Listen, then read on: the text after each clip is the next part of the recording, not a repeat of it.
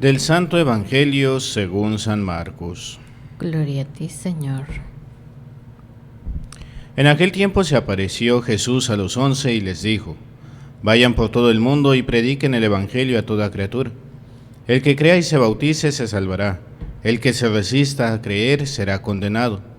Estos son los milagros que acompañarán a los que hayan creído. Arrojarán demonios en mi nombre.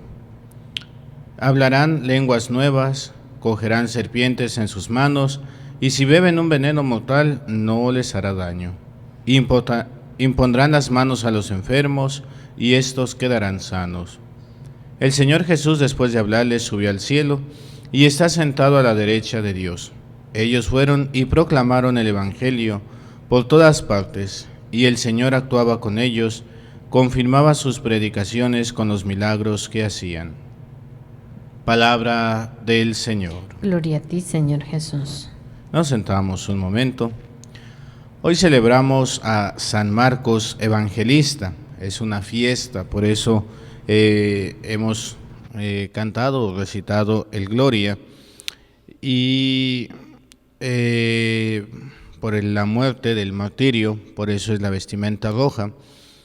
Pero San Marcos, que es un discípulo que ya está presente en tiempos de Jesús, dice el Evangelio de San Marcos, si no me equivoco, en el capítulo, tiene que ser 14 o 15, cuando es la aprehensión de Jesús, y va a dar un pequeño detalle. Dice, todos huyeron, y uno de los soldados alcanzó a agarrar a un joven, y él, dejando el manto, corrió desnudo. ¿Quién es ese joven que corre desnudo, dejando su manto para poder liberarse? Es Marcos, el evangelista. Es un discípulo que después va a acompañar a Pedro, va a acompañar a Pablo también, que va a evangelizar, y que el evangelio que tenemos de él, que él escribió, que la tradición dice que fue escrito por San Marcos, es el evangelio más antiguo que tenemos. ¿Cuántos evangelios tiene la Sagrada Escritura? 4, muy bien. ¿Cuántos son sinópticos? 3. Mateo, Marcos y Lucas. ¿Y Juan? No, Juan es aparte, ¿verdad? ¿Por qué son sinópticos? Porque tienen el mismo relato, contado cada uno desde su perspectiva, y también tiene mucho que ver a quién es escrito el Evangelio. Por ejemplo, el Evangelio de San Marcos pues es escrito hacia los pagano-cristianos, es decir, a los paganos que se han convertido al cristianismo en su mayoría. Vemos el lenguaje muy sencillo, pero también mucha diferencia, por ejemplo, con San Mateo, que San Mateo le habla hacia los judio-cristianos, los cristianos convertidos del judaísmo.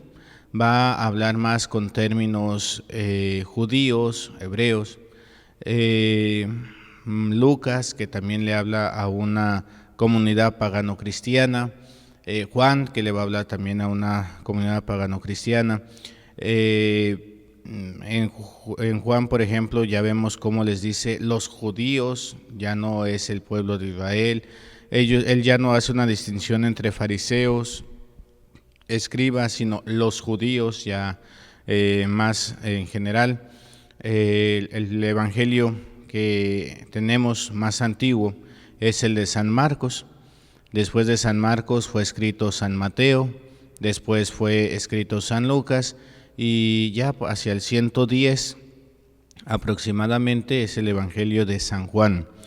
Los primeros escritos bíblicos que encontramos, los primeros en la historia, pues son las cartas de San Pablo. Por eso se tiene que el Evangelio San Marcos es una de las fuentes, la fuente de San Marcos, la fuente marcana.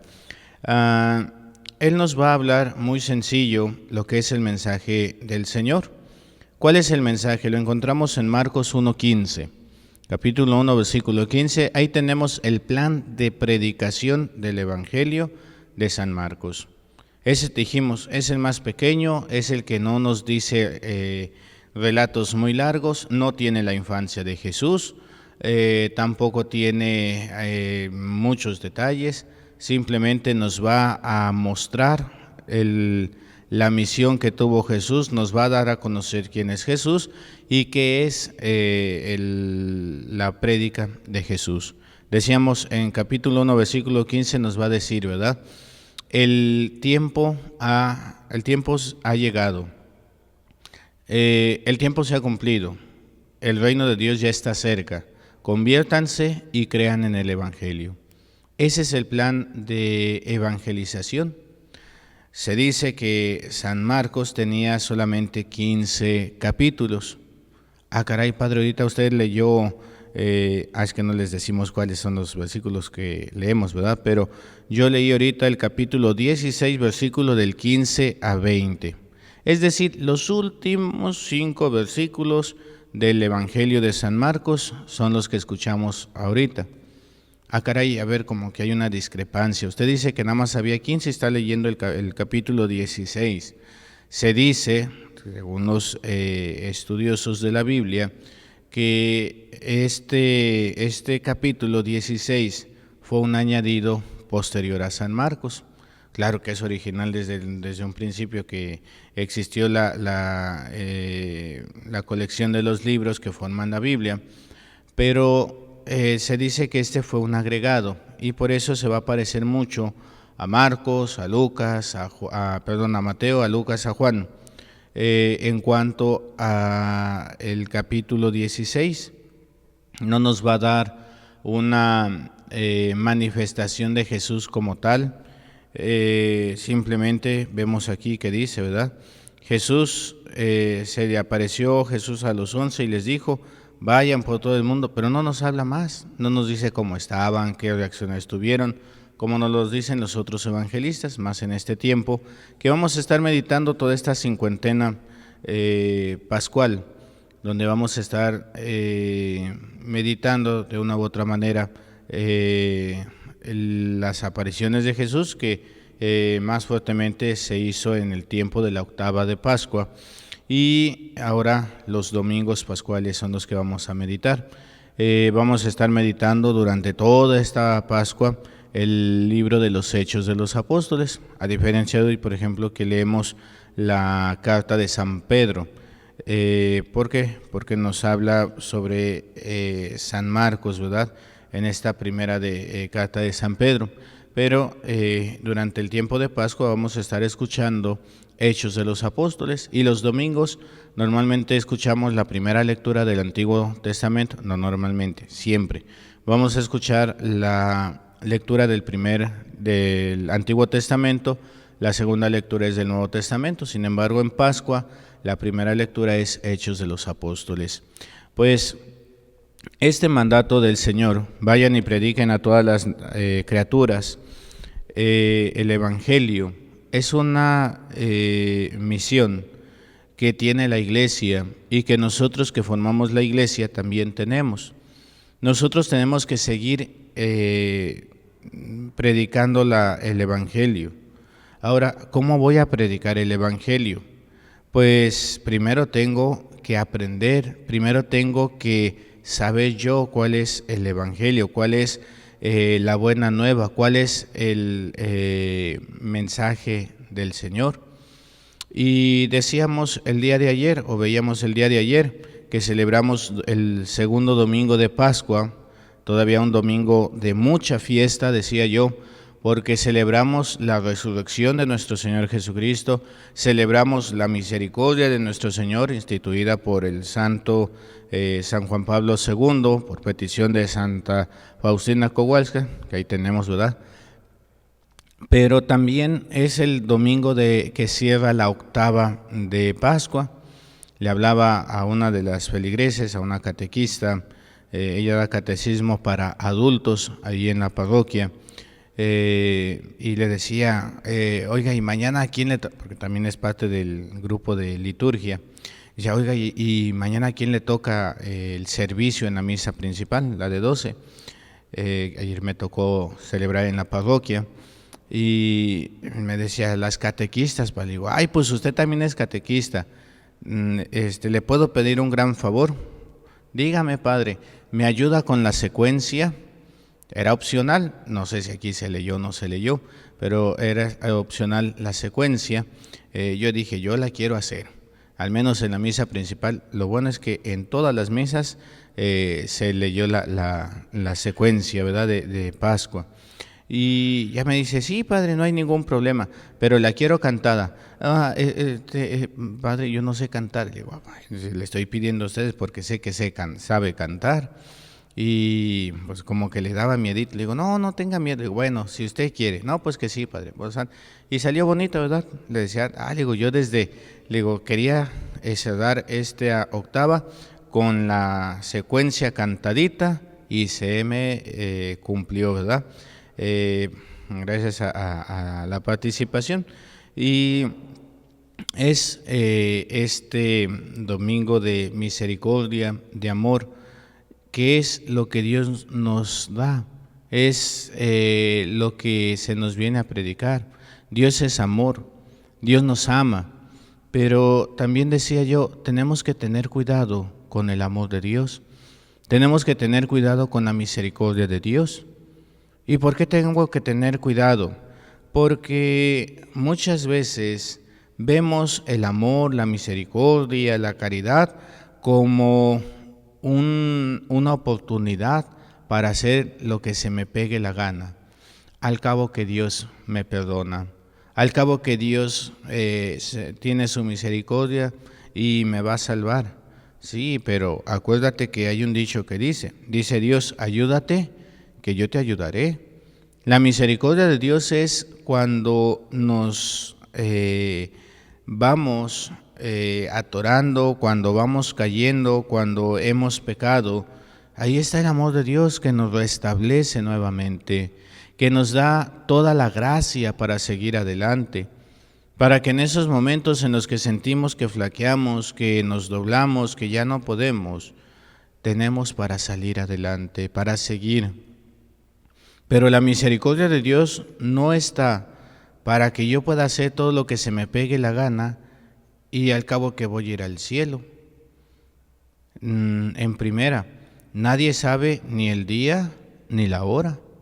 Ayer, pobrecito, después me quedé pensando, dije, ay, no se habrá molestado don Panchito. Yo sé que no, ¿verdad? Pero le decía, digo, no, don Panchito ya está más viejito que yo. Si nos vamos a morir, él se muere primero. Don Panchito es un señor, don Francisco, él es de la adoración nocturna y ya está grande de edad.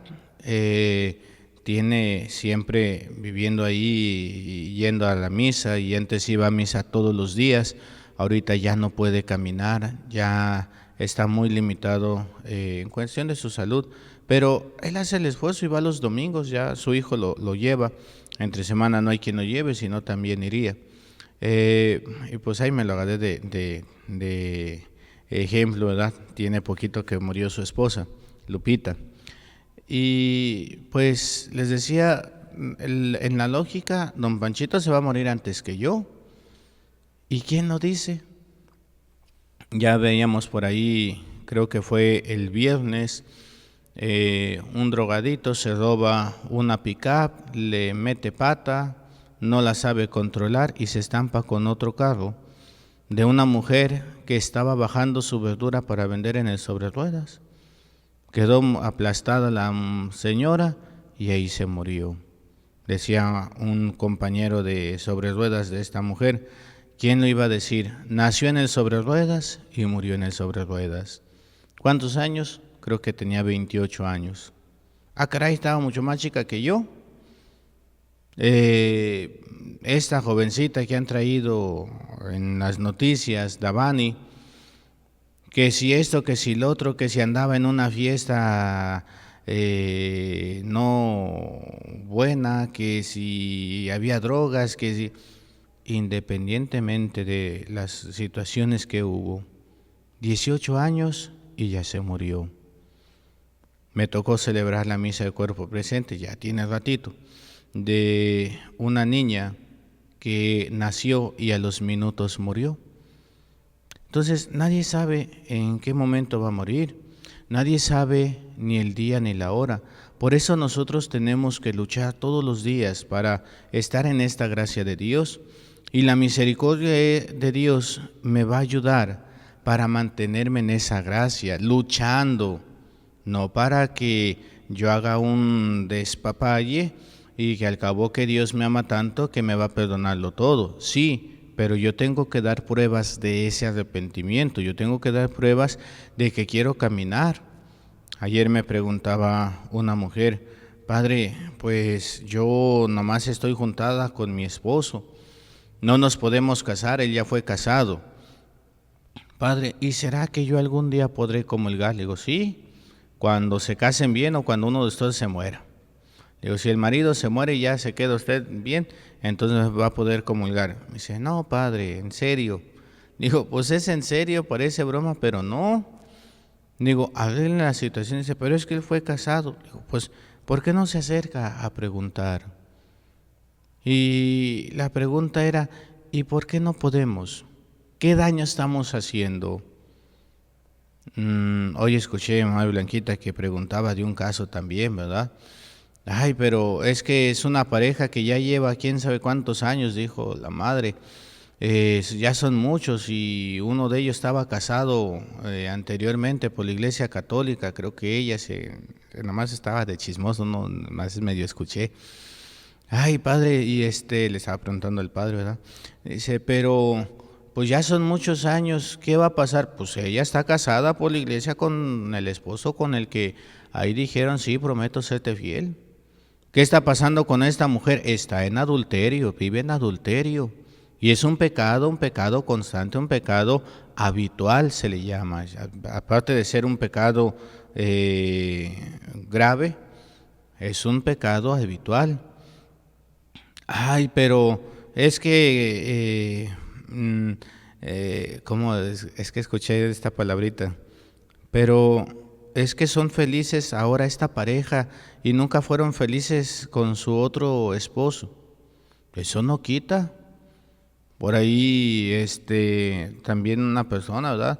No, pero pues es que mi pareja se metió en cosas malas después. Bueno, pero están los expertos, están los canonistas, que son los que llevan el caso, son los que saben todo el derecho canónico. Pero yo les decía a esta persona que se me acercó, ellos tienen que revisar. Fray Sergio me preguntaba de otro caso, ¿verdad? Pero es que ellos se llevan muy bien, es que el primer matrimonio fracasó y se llevan muy mal. Pues sí, pero no importa lo que pasó después del matrimonio, importa lo que es antes y durante el matrimonio. Se casaron con mucho amor, pues sí, ellos pensaban que se amaban. Se casaron libre y voluntariamente, sí, nadie les puso pistola, pues entonces el matrimonio es válido. Que no supieron mantener el amor, que no supieron mantener esa flama viva, esa es otra cosa. ¿Y por qué? No, hombre, pues es que aquí, ni modos, son los que están para darlos de ejemplo, ¿verdad? No, pues es que Alejandro está casado con María, y pues María es su esposa, y sí, la ama mucho y todo, pero como trabaja 12 horas allá en la fábrica de 7 a 7, es nuevos horarios que ponen, ¿verdad? De 7 de la mañana a 7 de la tarde, y pues platica más, no tanto con María, sino con Marta, que es su compañera, ¿verdad? No, hombre, pues se la pasan platicando, son muy buenos amigos, y ya cuando Alejandro llega a su casa, pues María le quiere hacer plática, pero Alejandro ya está cansado y pues ahora comparte más con Marta. Al rato, ¿con quién va a estar? Obviamente va a estar con Marta. ¿Por qué? Porque están formando una confianza, están formando una amistad, un amor. Y María, pues bien, gracias, allá quedó fuera. ¿Por qué? Porque Alejandro con quien tendría que estar platicando es con María. Alejandro con quien tendría que estar compartiendo, discutiendo, reconciliándose, es con María, no con Marta. Al rato va a ganar ese amor entre Marta y Alejandro. Ay, es que ya no amo a mi esposa. No, pues es que prendiste un otro fuego y es el que estás alimentando, pues el fuego anterior se va a extinguir, se va a apagar. Que es lo mismo que les decía yo a mis hermanas religiosas y hasta para mí, ¿verdad? ¿Con quién estás? Si yo estoy más con la gente, si estoy más con la muchacha, si estoy más y mi oración baja, mi intimidad con Dios baja, mi alegría de celebrar los sacramentos baja, al rato va a parecer como los padrecitos, pues, ¿saben qué? No quiero faltarle a Dios y a la iglesia, aquí cuelgo los ornamentos, es que me he enamorado y ya me voy. Ah, caray, pues ¿dónde estaba tu corazón? ¿Dónde estaba tu tiempo? ¿Dónde estaba tu ocupación? A mí me dio tristeza ver en estos días en el Facebook, ahí, ay, el amor no sé qué y todo, un exdiácono con la novia. ¿Dónde estaba tu vocación? ¿Dónde está todo lo que te costó para llegar? Ay, es que creo que no era mi vocación. No seas, ya iba a decir una grandota, ya se me iba a salir. No seas tarugo, si es tu vocación. Lo que pasa es de te distrajiste y volteaste a mirar a otro lado. En los matrimonios también. Ay, yo creo que no era el hombre para mí, yo creo que no era la mujer para mí. No te hagas tarugo, sí era para ti. Pero tú empezaste a prender otras chimeneas. Pues así no se vale. Alimentas una que no es y la que sí es la dejas apagar. No. Eso es el pecado, ¿verdad? Ah, pero sí queremos estar bien con Dios. No, si yo estoy bien portadito. ¿De veras?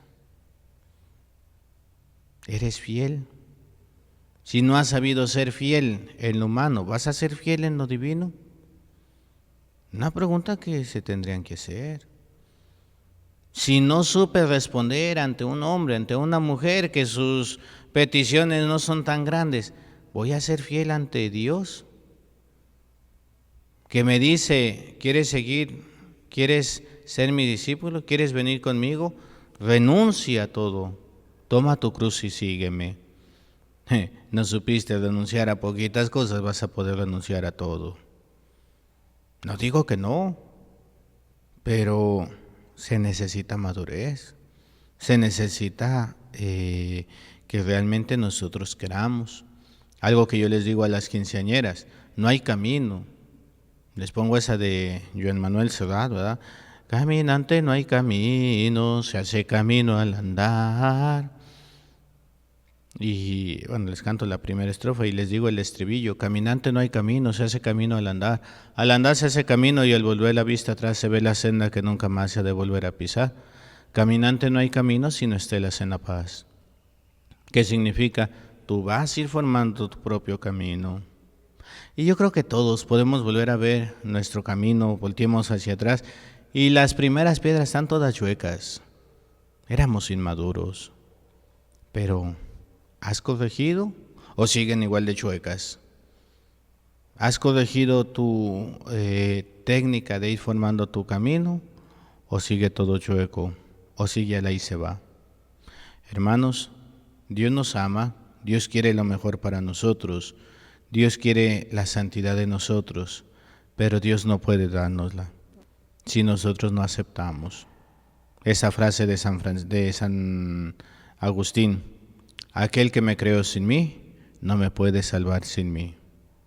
Yo quiero o no quiero, yo acepto o no acepto. La respuesta está en cada uno de nosotros. En el nombre del Padre, y del Hijo, y del Espíritu Santo. Amén. Amén.